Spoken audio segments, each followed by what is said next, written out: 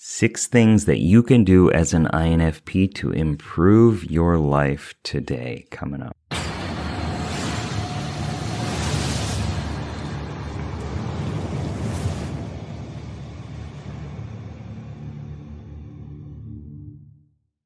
What's up, legend? Hey, crow. There's just a crow singing around. What's up, legend? It's Sherman here from Geek Psychology, where I help geeks, gamers, and creatives to play life better. Using personality type is my favorite way because it's like your class.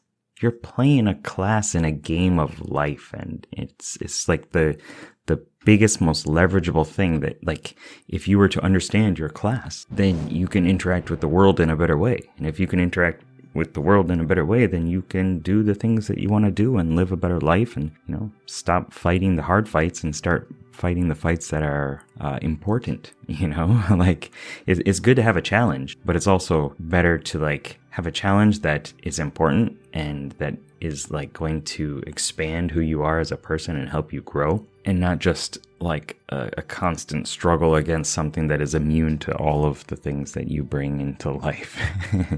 You know, like, I'm not going to be a mathematician. That's just beyond me. Right? That is something that I don't want to do. It's a challenge that doesn't serve me and it doesn't serve other people. Right? But maybe getting better at poetry or a craft or expressing my message and stuff like that is something that I can improve on. So you're going to have your own versions of that too. And so in order to live a better life, you're going to want to understand these 6 key things. And I'm going to actually give you little pointers for each of them as well, different activities that you can do in your life to start activating more of these. Okay, so I'm going to share these with you in 3 categories, okay? It's embrace, ease off, and expand, okay?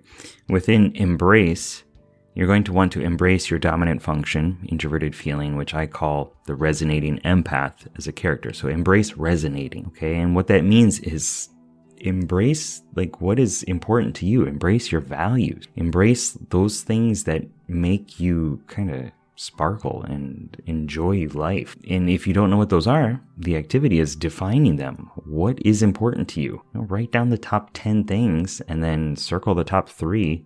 And then focus on the top 1 and add the other 2 when you can, right? Like, do what is extremely important to you and then live by them, right? Like, make that a part of your life. Make you exude your values. If your value is growth, then embrace that daily. Like, wake up and ask yourself, how am I going to focus more on growth today, and shape your life around that? If you're struggling with that, go to inowfeelpositive.com and sign up for the newsletter, or go to infp.geekpsychology.com and buy the INFP masterclass, because it's focused on these kind of lessons. Also, you're going to want to embrace innovating, your auxiliary function, the extroverted intuitive function. Just get outside your comfort zone. Like, push yourself to do those things that are extremely awkward, that put you in contexts that are just like you don't know what to do, and enjoy, like, being spontaneous. Enjoy saying, I don't know what's going to happen, so let's just do this thing. Let's see what happens. Like, that is so exciting. That's so much fun. And yet we stop ourselves a lot of times as INFPs because we're afraid of doing that stuff, right? Because we don't know what's going to happen. And we also don't know how that's going to, like, mold and shape and chisel our identity. And yet that is what actually kind of crafts you and helps you calibrate on who you are, is by putting yourself in those strange contexts and just saying, well, I was able to do this. And when you put yourself in those strange contexts and you're like, I was able to do this, then you start to really understand who you are and what's important to you, and those things that maybe you thought were important, but they're really not, because you didn't even think about it in the moment. Okay, next up, you're going to want to ease off these next 2. Okay, so ease off your tertiary and inferior function. Ease off introverted sensing, which I call stabilizing, and ease off extroverted thinking, which I call strategizing. So ease off stabilizing. What I mean by that is we seek this, like, physical comfort, right? And nostalgia.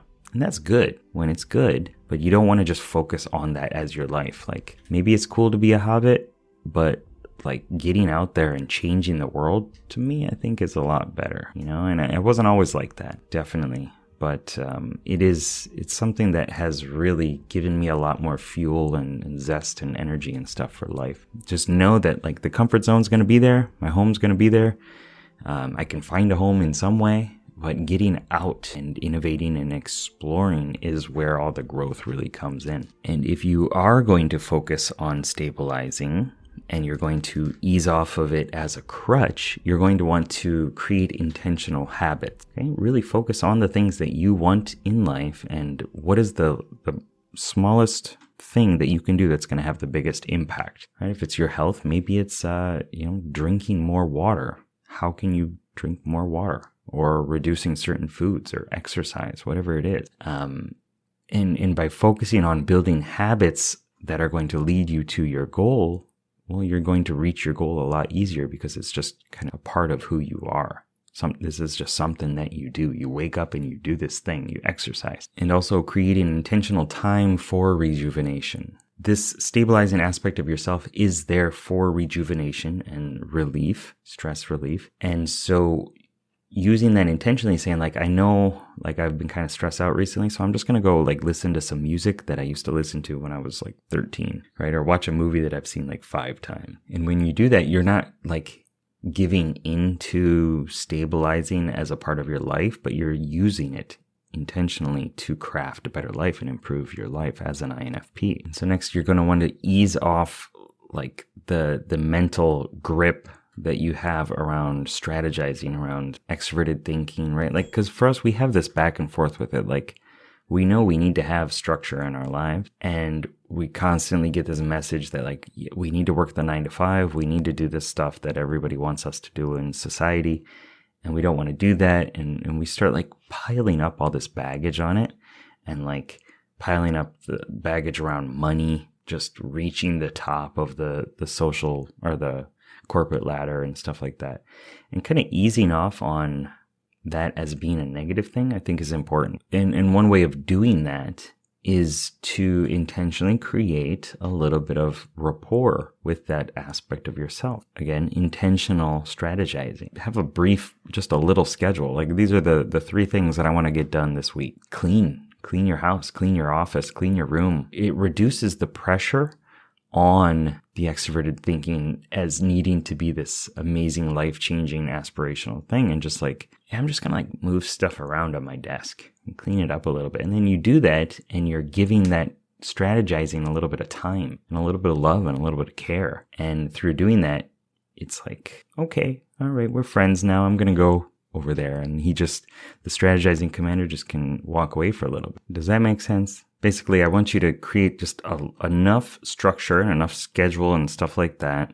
Check a couple things off a box every day with the intent of, pushing you towards more of what really resonates with you, right? Find the things that's extremely important, brainstorm how to get them, create habits around them, and then start, implementing them. Start doing a couple little tasks that are just going to get you closer to that, instead of saying, I need to make this whole massive thing happen now and figure out how this whole system works of all these different interconnected pieces. Just take a couple actions, right? Ease off the pressure that you're putting on yourself. And the last 2, you're going to want to expand. And this goes beyond just the first 4 functions, but we're going to talk about 5 and 6 just a little bit.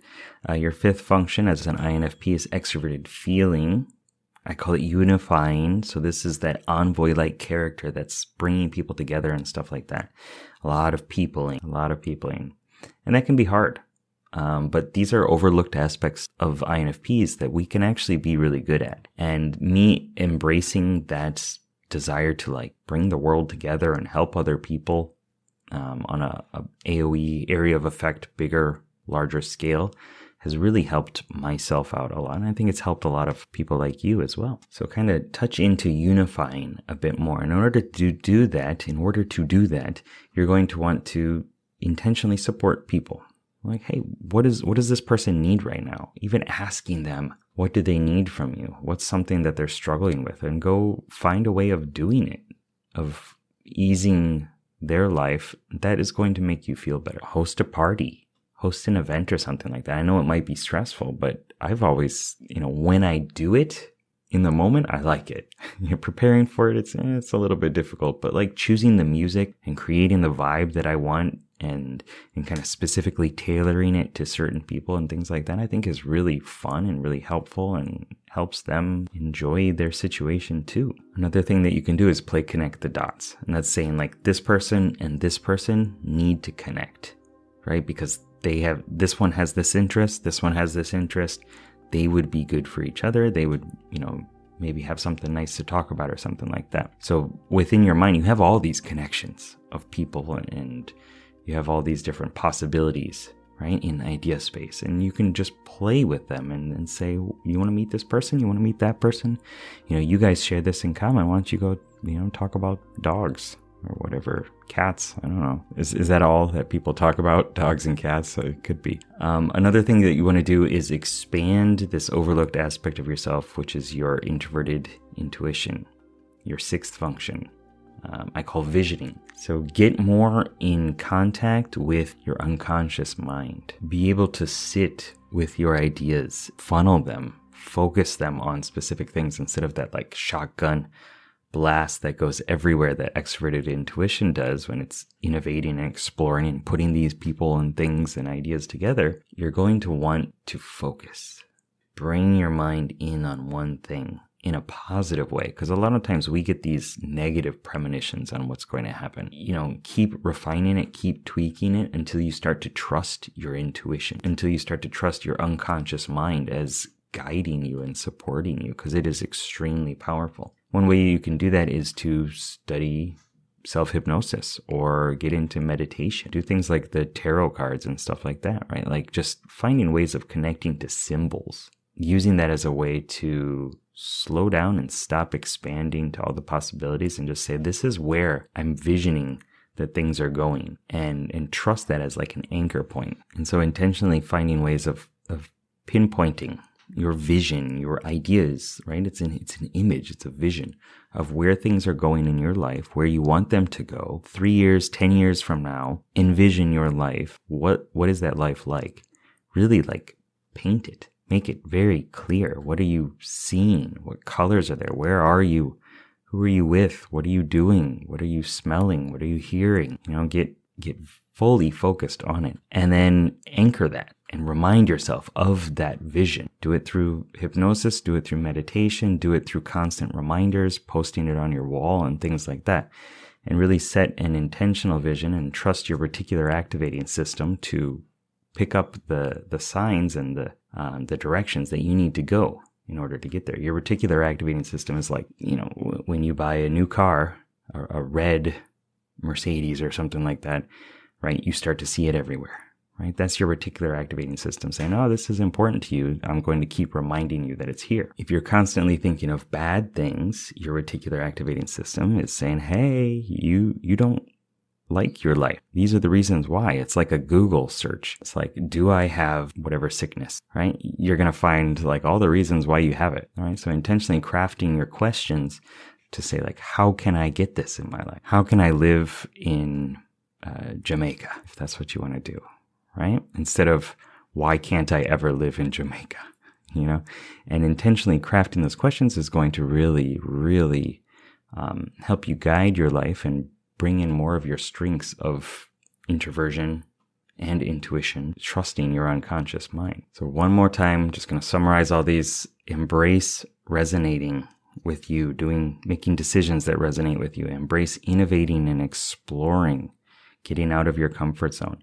Ease off of the desire to stabilize everything, right? And intentionally seek more exploration. Ease off of the big goal strategizing and just pick the leverageable things that are going to be actionable and take you towards where you want to go. Also expand yourself by unifying people, by reaching out to people, by working on your peopling skills, by being more communicative with your ideas and your feelings and your emotions, sharing those things, and also having a vision and constantly reminding yourself of that vision.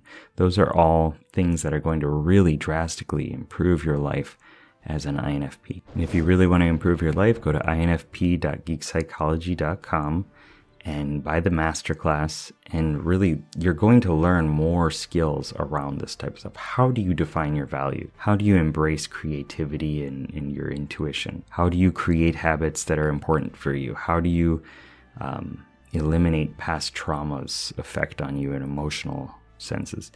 And how do you create, the strategy to get goals done, even for INFPs who naturally struggle with that stuff? All right. And also share this video with somebody that you think it could help, because if it helped you, it'll help somebody else. And that's how I can unify more of the world and have people, play into their strengths.